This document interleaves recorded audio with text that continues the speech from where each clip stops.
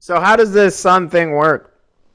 So adopting a fantasy son. So the last couple of years, Champ, you and me have just like it hasn't even been a thing. It's just naturally there's been a guy that we've both really liked who's been kind of an under the radar guy, maybe like a middle of the round guy on the edge of a breakout season. And we were like, hey, just a guy we like. We think he's going to have a good year. And some of the guys that we picked have actually had good years. I think the guy in 2021, obviously, that we both really liked was Deebo Samuel. He was amazing that year. He was first team All Pro. You had him on your team. I think you I had him on. did, yeah. I I think you had him traded on. Jamar Chase for him. Yeah, That was the blockbuster trade of the year. all-time legendary trade, trading a rookie Jamar Chase after a shaky. There were some drops in the preseason. People were doing whatever. Yeah. Trading a rookie Jamar for a Deebo Samuel on Deebo Samuel's breaking out year. Last year, the guy we both kind of liked was Gabe Davis. And the fantasy stuff with Gabe Dave was, he didn't necessarily break out the way Deebo did, but I think on the field, he was still like a very good receiver. I mean, Pro Football Focus had his post route. I believe he was the best post route runner in the league per He had a 3 Pro touchdown Football game Focus. as well, did he not? Yeah, I think he had like a 90+ yard touchdown at one point. He had a couple of big weeks, but I think the total stuff wasn't there, and he's actually fallen way down draft boards this year as well. He should have just been, honestly, like when you look at it, he should have just been like our NFL son and not our fantasy son, because the fantasy production was not exactly like the most. It was not. It was underwhelming when you look at what Deebo Samuel did the year before. But when you look at like just how he was on the field, just kind of the presence that he was on that field, he actually was a fantastic player last year. I will defend my son until the end. Yeah, I think Deebo this year has slidden way under the radar. He's going wide receiver 15 right now on ESPN. So look at Deebo Samuel in your drafts. But so we got to pick a guy this year.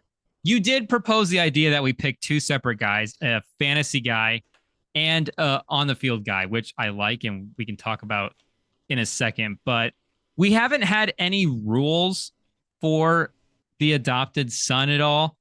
But just it just so happened that like Deebo was going into his third year when we picked him. Gabe Dave was going into his third year when we picked him. I mean, neither of those guys were Pro Bowlers.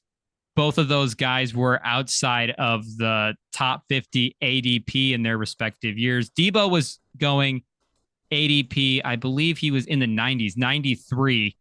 And then Gabe Dave was 50, going 52nd overall last year. So it's not like I gave you any rules or anybody, but I know you got a couple of guys to nominate. Sam might have a nomination or two. I've got a couple of guys to nominate, but where do you want to start for adopting the son? Again, I got a ton of guys we can go here, but I guess I'll let you go first. You can bring the first nomination to the table. Yeah, for sure. So I believe this guy is going into his third year. Had a shaky season 2 years ago. Worked on his hands, made a major improvement last year, and so I think that this year on a more potent offense as well. Sticking with the receiver, we've done a receiver the last 2 years. I actually do have a running back suggestion, but I think he's going into his second year. I have a couple that are going into their second year, but this guy I believe is going into his third year, and it is Deontay Johnson of the Pittsburgh Steelers. Oh, really? I think that he's going to have a much better year this year, especially with Kenny Pickett starting to find his stride. And then, also having pairing him with George Pickens as well, able to move the ball. Ideally, Najee Harris has a better season this year. So that is my first nomination on the table. I do feel like that he could have a good year. The Steelers offense is a little bit slept on right now just because they've been a bit underwhelming as they've been kind of rebooting their team. But yeah. Correct me if I'm wrong, but I do believe this is his third year. IT will double check. But Kenny Pickett did cut down on the turnovers toward the end of last year. I think some of the overall numbers weren't like fantastic, but he did cut down on turning the ball over. And Deontay Johnson is going into year number 5, it looks like. But Jeez, was way up. His target share the last couple of years, 92 targets as a rookie, 144, 169, and 147. So you're getting a lot of targets with Deontay Johnson. He was 1,000 yards, like you said, when he looked like he was a Pro Bowler in 2021 as well. I'm surprised that he was the receiver that jumped out to you on the Steelers, because one of the guys that I had sneaky written down, and again, I don't know what the rules are exactly here, but Pickens going into year 2. I mean, you've seen the one-handed catches. Pickens is good. Pickens is very good. There was another second-year guy that I was looking at, not on the Steelers, but Deontay Johnson, just someone that, I was looking at that. I was like, they could have a big year. I also do think Pickens could have a big year as well. Was not someone that I was exactly thinking of, but I was just thinking, Deontay Johnson has all of the makings to be a good receiver. And I think if that offense gets rolling a bit more, it could be interchangeable. I think it could be Pickens, it could be Deontay. I think that those guys are going to be competing and working together to make that offense very, very, very much so dynamic.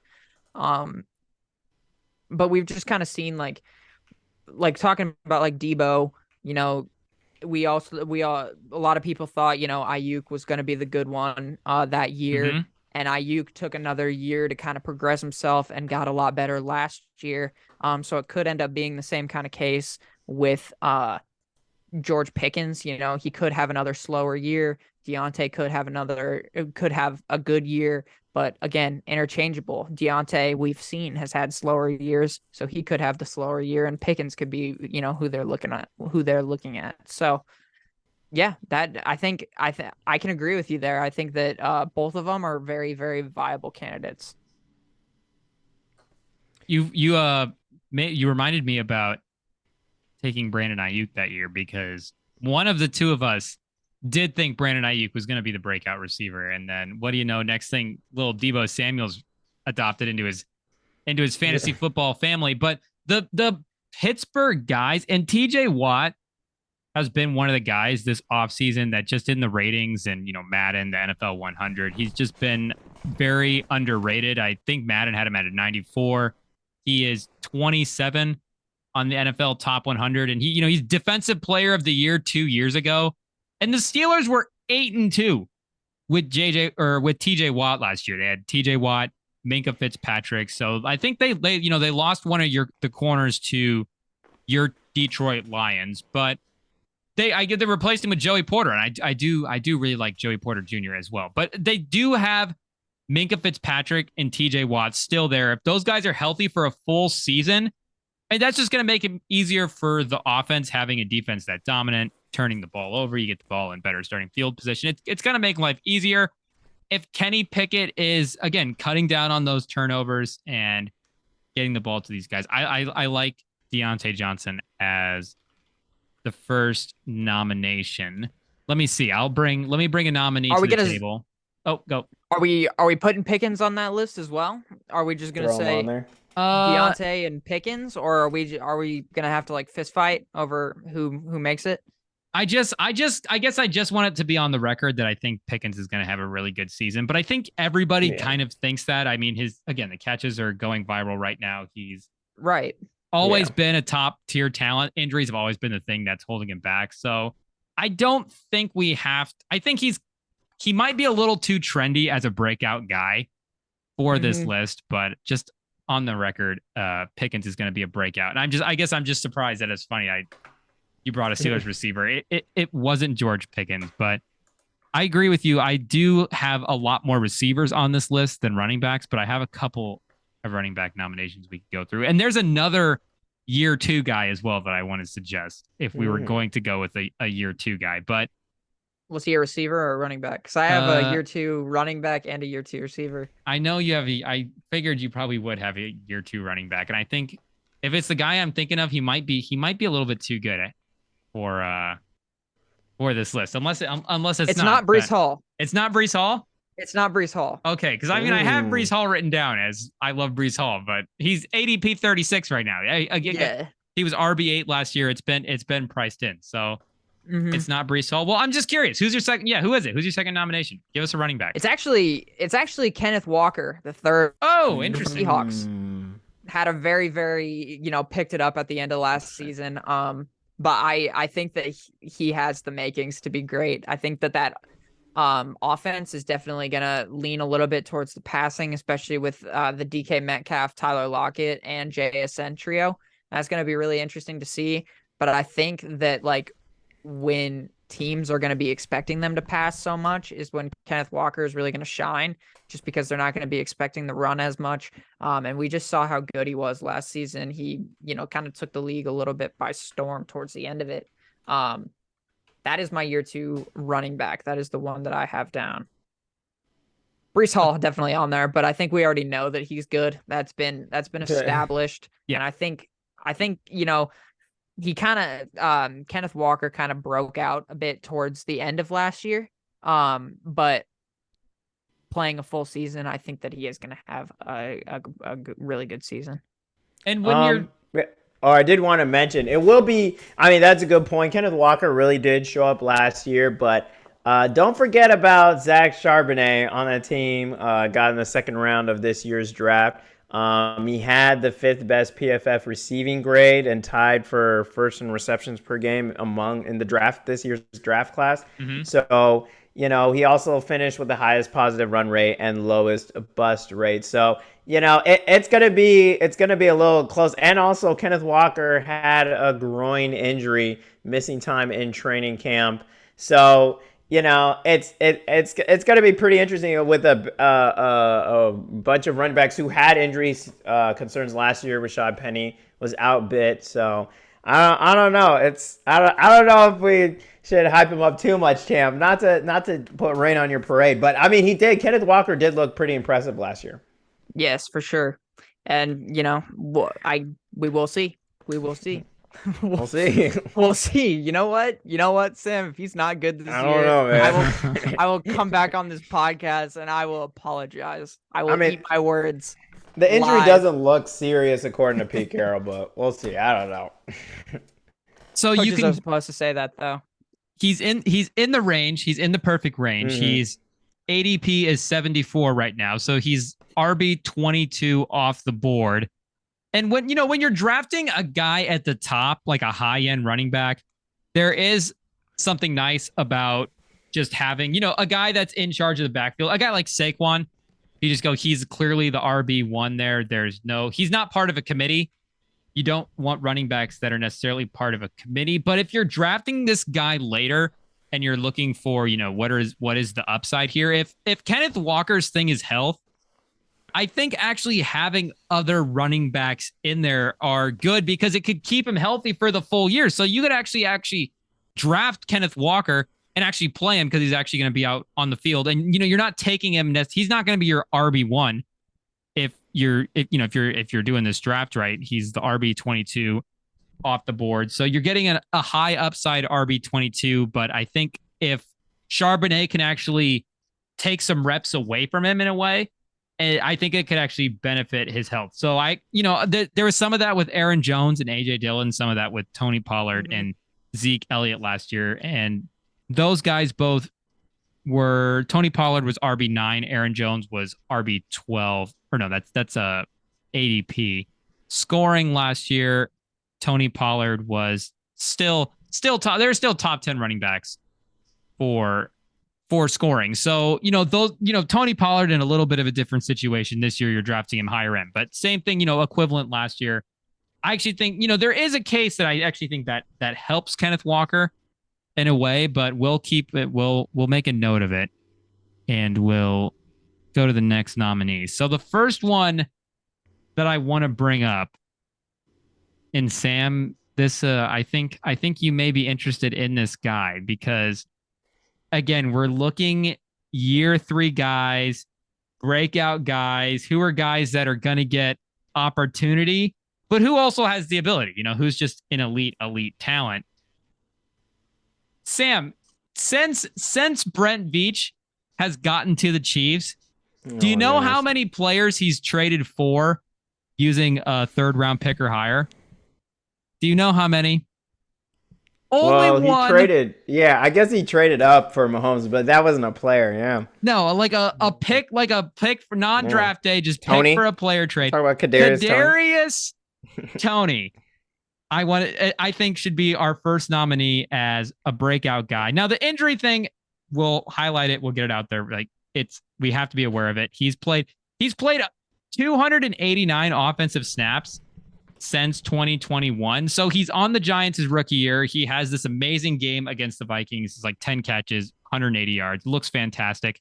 Since then, has played less than 300 snaps. But, he did appear in the last 7 games in a row, including the playoffs. So the Chiefs were working him back. He was getting on the field.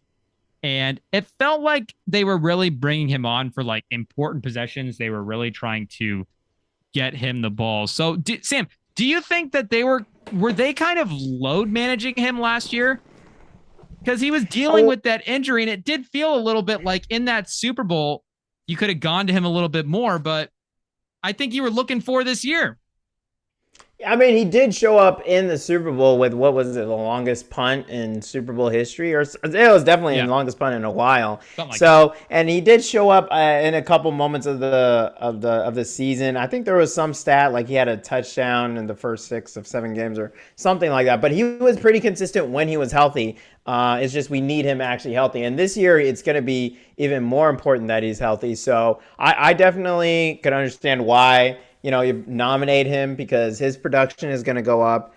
I think this year we've seen when Mahomes has time to actually connect with the wide receivers. I think you've seen year after year with Hardman, his stats have steadily improved. And now you get Tony, someone who has shown to have a higher ceiling than Hardman. May not have the same speed, but as a pass-catching wide receiver and someone who we may have to turn to even more depending on if Kelsey can stay healthy for the whole season. So I'm pretty excited, to see what Tony, what his limit is, how high he can go, because, I mean, there was like one catch where he was, fixing his gloves while he went up, and that was a great highlight to see. So, obviously I'm going to be cheering for him. And I totally understand why you got him up there, because I think he's someone who in week 3 Sunday Night Football, they'll be like, oh my gosh, where did this guy come from? And someone who not a lot of people are looking at. Do we want to draft random guys that are going to get a Sunday Night Football game ball this year? Because Kadarius Toney, I mean, sleeper number 1 pick for that draft. You mentioned the touchdowns, so I created a little stat called touchdown percentage. Oh, just now. No, I can't prepare. Tony was 6th in the league in touchdown percentage. With the Chiefs, who was number 1 in the league in touchdown percentage this year? Mecole Hardman. Kelsey? Oh, no, Mecole Hardman on the Chiefs, and he's no longer there. I believe he is on the Jets, and it feels like Kadarius Toney could just kind of slot in and take the Mecole Hardman role. But again, the way they were using him, and he's way more dynamic with the ball in his hands, like as a runner, than Mecole Hardman is. Mecole Hardman might have a tad bit more straight line speed, but elusiveness, shiftiness, like Toney is a notch up. So I think he could play the Hardman role. But the way you guys were using him in the red zone, like getting him the ball, again, his touchdown percentage was insane. So making like a conceited effort to make sure he's involved. And his ADP right now is 162. He's wide receiver 59. So, I mean, this is a late round sleeper. And ESPN actually has him projected points-wise behind Sky Moore, MVS, and Rashee Rice, the rookie receiver you guys drafted this year. So I think one of those guys will emerge as an interesting, flex option, wide receiver 2 option, and you can get all of these guys late. So if you're looking at a different Chiefs receiver, I say, by all means, gamble on the one that you want to gamble on. But I think Toney is the best gamble with that upside. And again, this is just like an insanely late round swing, year 3 guy. So That's my first nominee, Kadarius Toney. Yeah, and I mean, I haven't seen it still from Sky Moore consistently. He's had injury issues, and that's even worse when you're smaller. So I definitely think with Tony, maybe MVS, Valdez-Scantling, he had some great games last year as well. Seemed like he was really connecting with Mahomes. So yeah, that's great. I got my own low-key wide receiver submission here. Drafted in 2020, so fourth year, and perfect. Someone who was called, not really has had consistent production, but was called upon near the end of last year to come in and really showed up for his team in the Giants. I'm submitting Isaiah Hodgins. I had him on my list. Yeah, ADP on Fantasy Pros is 200, but in weeks 13 through 17, he had 4 top 24 wide receiver outings in 5 games. He scored in each of those 4 games, and yeah, he might have gotten lucky, but Daniel Jones had hit him 5 red zone targets in those 4 games, and he was ranked first last year in route win rate and win rate against man coverage. So, really good advanced stats guy when you look, per 36 comparing to basketball, when he's been given the chances, he has shown up. And when you look at their wide receiving core there and with the Giants, he's just something that is different to everyone else that they have around him. I had it pulled up here. Oh, here we go. So they do have Jalen Hyatt and Darius Slayton, who both have that really fast speed, but not the same size like Hodgins at 6'3", 201 pounds. That's huge. And then, of course, they also have Darren Waller, but he's missed 14 games over the last 2 years. So he definitely seems to be the main guy that will be hit the big target for Daniel Jones, who will be under a lot of pressure this year with that new contract. And we already know with New York, that media can be vicious, and it's not the Jets. Even though the Jets will get a lot of the attention, Giants are still usually the premier team.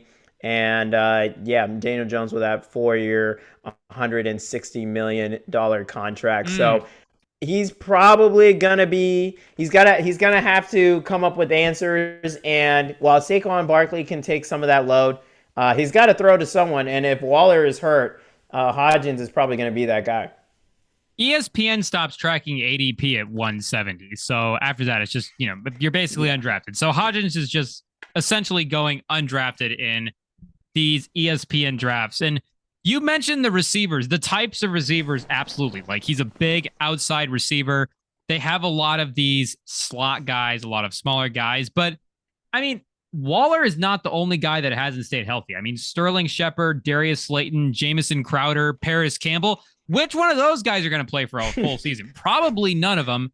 So at that point, it's Jalen Hyatt, who I do really like, and I think another deep sleeper if you want to take one. But Hodgins having a little bit of experience, and in the playoff game, in their playoff win against Minnesota, he was 8 receptions for 108 yards and a touchdown. And he didn't start getting production, like you said, Sam, until later in the year. And if you take what he did per game, weeks 10 through 17, and, extrapolate that out over a season, he would have 70 catches, 746 yards, and 8 touchdowns, which last year would have put him at it would have been the wide receiver 27. So you're getting a borderline wide receiver 2. He's essentially undrafted. I think he's a guy that is going to be valuable for the Giants. So yes, Sam, we're on the same page with that one. I totally agree. Isaiah Hodgins, Champ, is he early? Is he in the lead right now? Do you agree with Hodgins at all? Could you buy in on that? Oh, for sure. Yeah, for sure. And he did look good at like the end of last year. And again, talking about just like those big out receivers that can run down, that can play to the ball. That's definitely a good pick. I did not even think there, for sure. I like that. Yeah, Daniel Jones already hitting him in the combined Panthers practice. You know, he got a catch in the preseason game today from a guy called Tommy DeVito. So, you know, he's got to be able to catch something. Sheesh. Danny DeVito's nephew? Question mark. I know. So I don't know. Sandwich making in New York. I don't know, man. Does Damn, he have his LinkedIn still up? Your Lions are winning right now. They've taken the lead. Yeah. I think that game actually ended. I just got a notification. True, I got it with 32 seconds. Yeah, they won. Yeah, 21-16. Shout out Nate.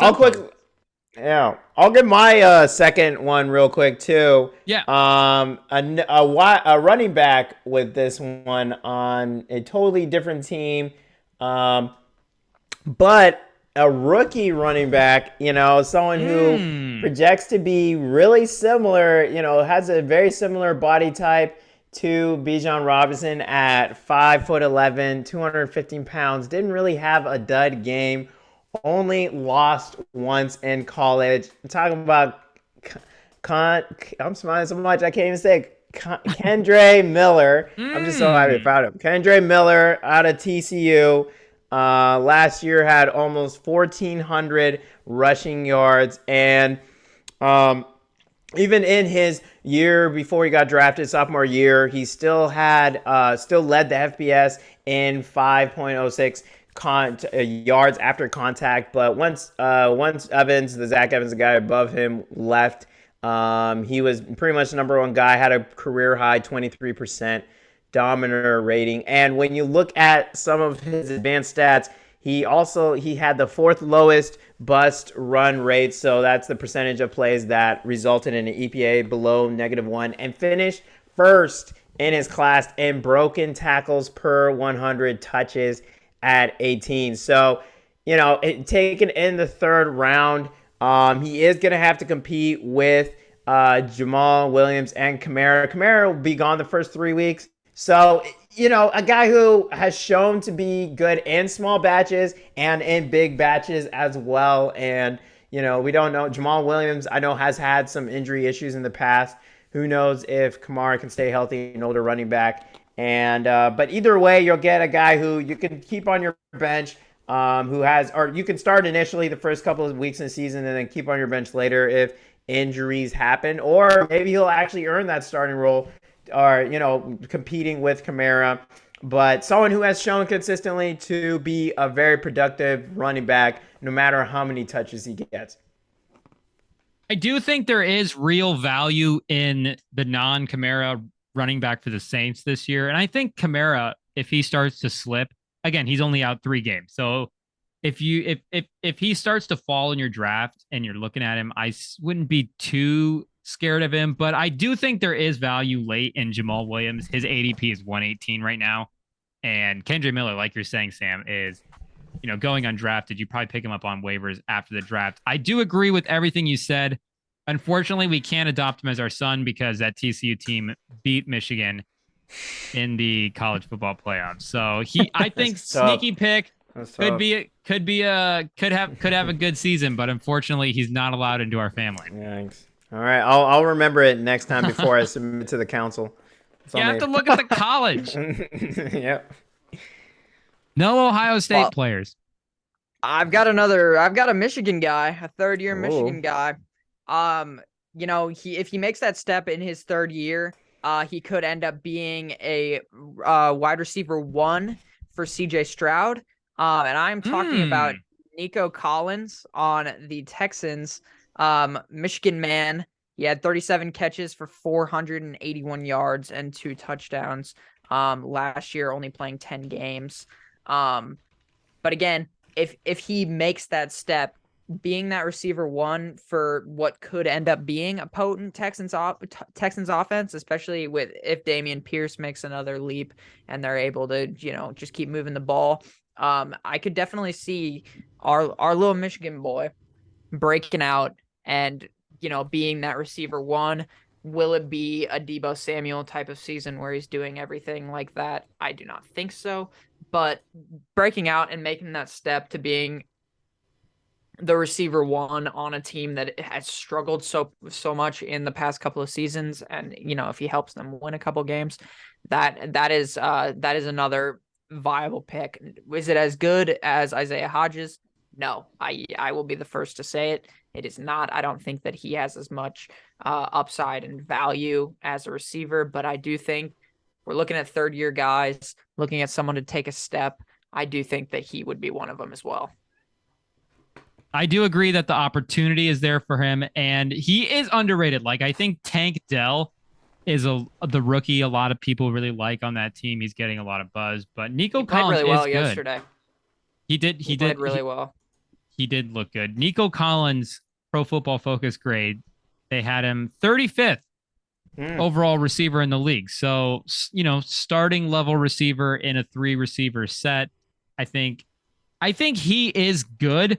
But do we want to get in on this Texans team now? No. With Stroud and the offense after that preseason game? Does that scare me a little bit? I don't know. Could have had one more year in college. I don't know. Oh, you think so? I don't know. Maybe he needed to hit the books more. We already saw that. The NIL with Marvin Harrison. I feel like, come on, that's year one with the. Would have been that you can get pretty close to year one NFL salary going back to Ohio State for 1 year. Yeah. I think so. I agree with you. And Nico Collins is a late round guy, so he's a guy that you're going to get later, and I think is definitely in line to out. See, that's the thing. It's just like, can he significantly outperform where you took him in the draft? Picking him off the waiver wires. He's gonna, like Isaiah Hodgins. Again, we said his stats. He could be wide receiver 27, but he's an undrafted guy. So this is a guy you're getting late in the draft who could be a flex play in your lineup. I think the same could be said for Nico Collins. I think he's good value on your bench at the end of the draft. But yeah, I don't know if we're going to adopt any Texans players into the fantasy family. But let me see. Let me go one more nominee here to throw out, and this is a guy. So this is a guy that we were really in on last year, and he is also going into his third year. Not technically a receiver, but I think I'm still in on Kyle Pitts. I know last year wasn't the year. Played 10 games, had only 28 receptions and 356 targets, 2 touchdowns. But if you go back and remember his rookie season, 68 receptions his rookie season, 1,026 yards, only ended up with 1 touchdown as a rookie, but got to that 1,000-yard mark. And current receivers in the league right now to have 1,000-yard receiving seasons, Travis Kelce, Mark Andrews, Kittle, Waller, and Kyle Pitts. And shout out Jimmy Graham, who's still in the league, but he did show his receiving prowess as a rookie. I think last year was a disaster with the Mariota thing at quarterback, and he was hurt with injury as well too. But I think, if he just gets a couple more touchdowns as a rookie, like that season just becomes even way better than it already was. And I think you can write last year off as a scratch. And he's still insanely young. I know that's the thing that people always start the Kyle Pitts conversation with is his age. But if he was going into this year's draft, there still would have been 4 guys older than him drafted in the first round. So he's 2 seasons under his belt. He's been productive for one of them. And I think year 3, get Ritter in there, get a better quarterback. It could be a big breakout season for Kyle Pitts. I mean, we know the talent is there. He's definitely a high risk, high reward kind of guy. But I mean, if you're in one of those leagues where you're doing auction, he'll definitely be cheaper. There's someone you can definitely get later. And like we mentioned, we know the talent is there. First tight end in 50 seasons to have 1,000 receiving yards as a rookie. Last year, 50. Finished last year. Had a rough year, only having 28 catches for 356 yards and 2 touchdowns. And I mean, he did miss 6 games last year with that MCL, torn MCL. So, like you mentioned, really young, 22 years old, and it's someone who is still, hopefully with a young quarterback in Desmond Ridder. You know, we know they usually like the bigger targets, usually like to go to their tight ends and bigger wide receivers. And he's someone that who they might look to this next year. And Pitts definitely has something to prove. You know, we'll see if he has a chip on his shoulder. I mean, we know the talent is there. We know that he's a competitor, and he's definitely going to have to show it because there's a lot of people doubting. You know, and a little bit. I'm not completely on the train, but you know, if you're looking for a flex guy, got a couple injuries. You know, it's someone you later in the rounds, definitely in like 7th, 8th round. No reason to not take a flyer on him. I can agree with that. I think, you know, after a rough season and, you know, having a good rookie season, nothing to, you know, be in complete awe about besides the 1,000 rushing yards. I think that he is someone that we could see taking that big step. And kind of a lot of the things that I've said with kind of my nominations tonight is just having a more potent offense as well. Yeah. You know, and especially them having Bijan to help move the ball and, you know, get like if they can't connect with Pitts, you know, on that second down or whatever, they can have Bijan rush for the first down ideally, so give Pitts another chance. I think that he does have a lot of potential to make that big step and become better than he's been in his first 2 years. And like you were saying, his age is definitely an upside. He's got a lot of time under his belt to improve his game. And just he's stuck it out. They're gonna have a better offense this year. So seeing that and like looking at that, we could definitely see him taking a leap. The upgrade from Mariota to Ridder, and Ridder is still very unproven, but he showed some stuff in those last 3 games. And Mariota was, I mean, you hate to say it because he was on the Netflix show. You got to look into his personal life. He's having a kid. The girlfriend seems nice, but the stats say Mariota was just bad last year. He was 3rd worst in bad throw percentage behind Zach Wilson and Davis Mills. On average, he was throwing 15 on-target throws per game. So that's everybody on offense, all the receivers have 15 shots at getting a reception. You know, Kyle Pitts his catch percentage was 47%, but he only had 3 drops. That's just Mariota just missing him all the time, overthrowing him, can't get the ball to him. And there's 5 or 6. It pains me to do it because I like the guy. Did you watch the Seattle episode? I did, but they also point out that there's like 5 or 6 games that he's almost directly responsible for them losing. So you get Ridder in there, and just on 3rd down alone. So 3rd down was Mariota's worst down, 54% completion percentage. He had a 69 quarterback rating. Ridder on 3rd down in his small sample size, 68% completion percentage, 113 quarterback rating. So while Ridder's unproven, I think he's an upgrade for Mariota. And I think Pitts will be healthy. He's young enough. He'll get back on track. So are you accepting Kyle Pitts as a nomination? I think we can take him. Anyone put him down. Gonna take that leap. 3rd year, yeah, put him down for sure. Is there any other guys you really either one really want to throw out? Any last nominations?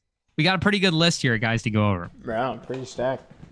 I think we're good. I think we're good for sure. So the problem is now Champ did throw out a Michigan guy, so now I just keep looking at the Michigan guy. Oh my gosh. Bro. I think so. I do like Kenneth Walker. I like Isaiah Hodgins. And I like Tony. You like Tony? Obviously, so those 3? Obviously, like, yeah. Tony, I mean, Kyle Pitts Hodgins could be interesting. Tony, Hodgins, or Kenneth Walker. Do we need a running back? I don't think Long we pause need says anything. no. Long I don't pause says think we no on the need running I mean, back. do you want to cheer for a son who's gonna go to the Super Bowl and win it? Like, you know, do you want to cheer for someone who's gonna play the whole year? Like, Nah, I like disappointment. I think I like. I think 1,000. I think 1,100 yards could be on the table for Tony this year. I think Tony could have a really strong year. Juju Smith-Schuster had 101 targets last year on the Chiefs. So there are targets to go around. Smith-Schuster is obviously on the Patriots. We mentioned the youth of the receiving core. There are targets. Like, he's going to feed the ball to Kelsey, but 101 targets means he's looking for number one receivers. So if Tony gets 101 targets, I mean, that's 1,000 yards. He was 6th in the league in touchdown percentage. Is it either him or Hodgins? Is it one of those two? Like as a nomination or as the son? As the guy? As the son? As the guy. I think I know who my vote's for. Low key. Oh, who's your vote? Are you voting for Hodgins? I am voting for Hodgins. I'm in on Hodgins. I think Hodgins is gonna have a good year. That is a really good pick. I like that a lot. And I think is he year 3 as well? I think he might be year 3. He was drafted 2020, so fourth year? Technically year 4, yeah. Pro Football. He would have played 2020, would have played 2021, 2022. So yeah, this is his 4th year. Pro Football Focus doesn't have him as playing the 2020 season though. So I don't know what happened there, but I don't know. He's only got 2. You're right, 2020 draft, but he's only got. So I wonder if there was an injury there his first season, and only 1 game in 2021 as well. I wonder what his four total snaps the whole season in 2020. So last year, technically his second season, technically like the first 10 games he's ever played were the end of last season. So did we do it? Did we find the guy? Is it Isaiah Hodgins? I think we might have. I do feel really good about that. I feel like he checks all of the boxes. I feel like just in terms of age, where you can get him in the draft, I think there's opportunity for him there. And unlike Gabe Dave last year, where you're taking him in the top 50 and you're kind of hoping for like you really want a breakout season if you want him as like a nice high-end wide receiver too. This again is like basically an undrafted guy. So if he's in your flex, I mean, what a win to have a consistent wide receiver flex option who Daniel Jones is, or a wide receiver 1 for their team, maybe not for your fantasy team. So the youth, the opportunity. Did we do it? Are we all in agreement on Isaiah Hodgins? Also, IT does say that a shoulder injury directly before the 2020 season put him on injury reserve. Shout out to IT. So yeah, makes sense. And then misses that year, doesn't really play the next year as well. So technically his 3rd season. Isaiah Hodgins, welcome to the family. Unbelievable. Welcome. Kind of fits the profile too. Big receiver, Gabe Dave, tall, playoff performer. We fell in love with Gabe Dave because of that Chiefs game, that post route at the end. Isaiah Hodgins performed against the Vikings. That Bills loss. That's why we can talk about it so freely. Yeah. There's no hard feelings to the Bills fans, right, Sam? I mean, Heart's still pumping hard, You raise heart racing just thinking about it. Yeah, just crazy. Did that actually happen? No way. There was 13 seconds. That's kind of crazy. There was an overtime too, though. Is there any other non-fantasy sons you want to shout out real quick? Aiden Hutchinson? Yeah, maybe a defensive guy. I think that's everyone loves here on the pod, right?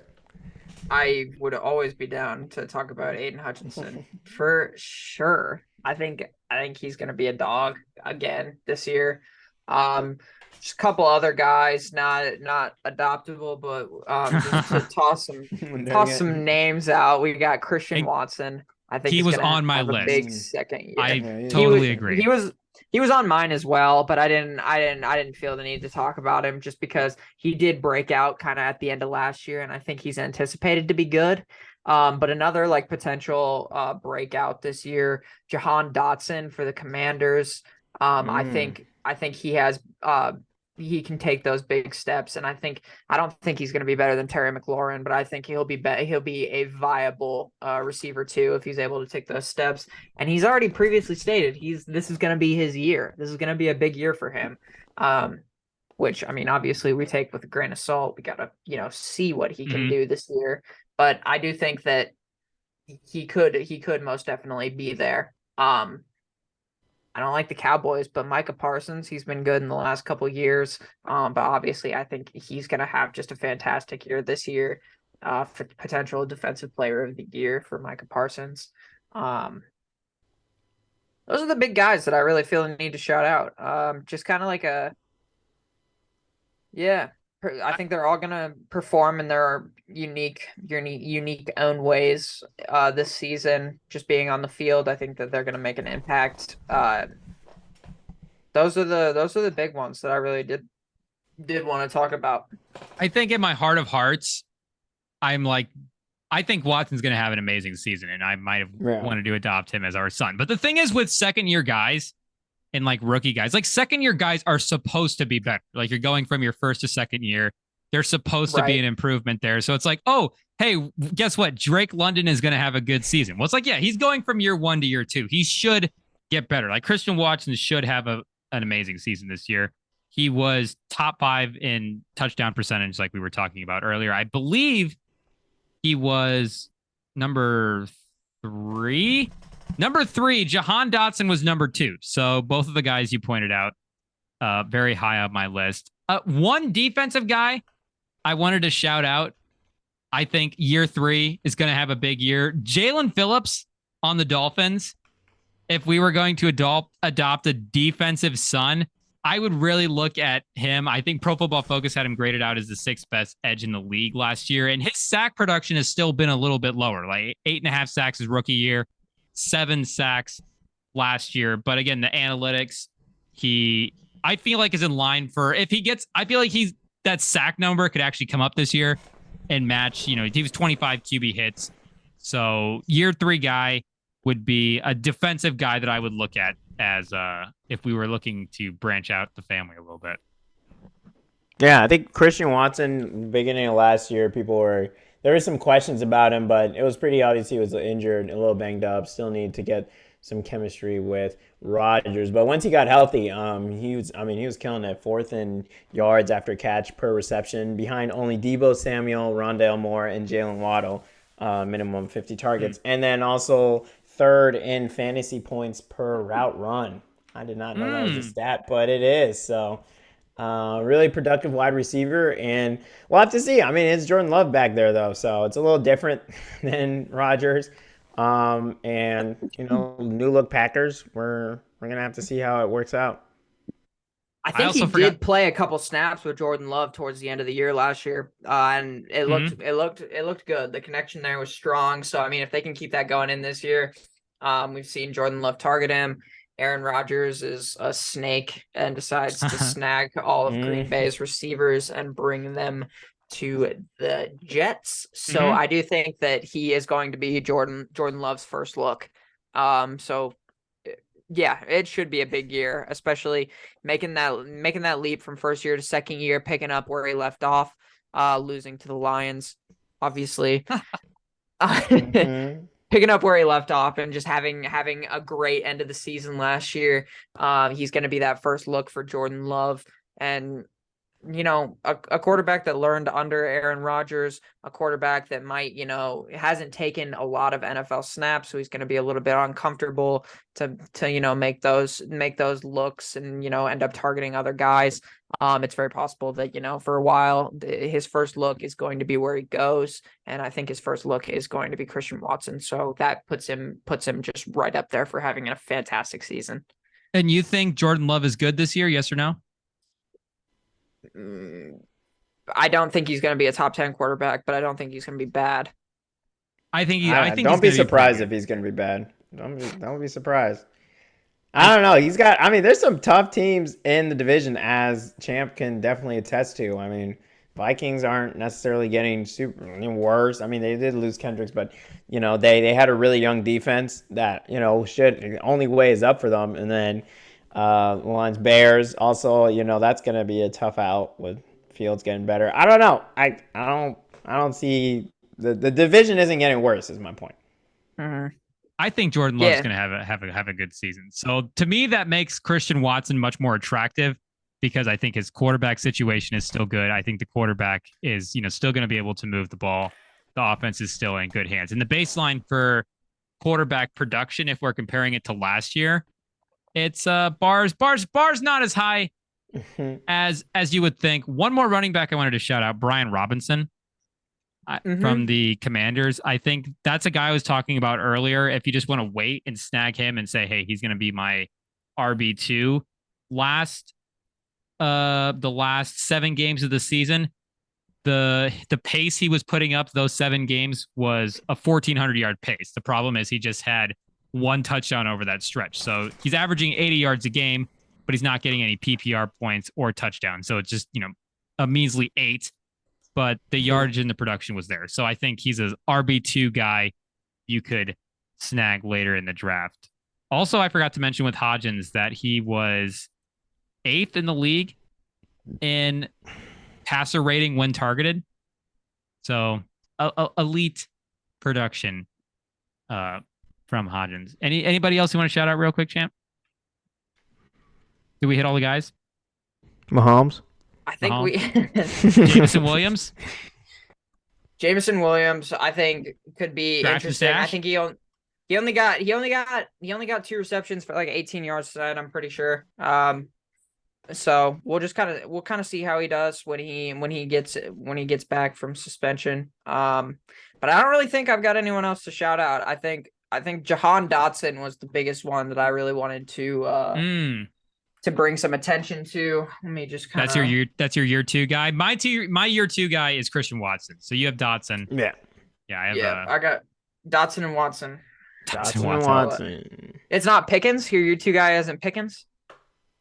I just feel like he's too popular. Maybe Watson is too, but I feel like everybody's guy is gonna be Pickens. Like the one-handed snags or 2 out there. I think you Pitts, Watson, and Dotson is a show, right? It is now. I think we can start it. So writers, he'll work for you. He'll write. If you need anybody, if the TV shows out there in the midst of the strike, no, we're not going to come in and undermine the writers. They need to. We would never. No, they need. We're in support. Get your bag, writers. We'll. Nah, bro. I'll take that cheap money, bro. I'll be cheap labor. I'll do it. I'll do it. I'm trying to quit my job, bro. Come on.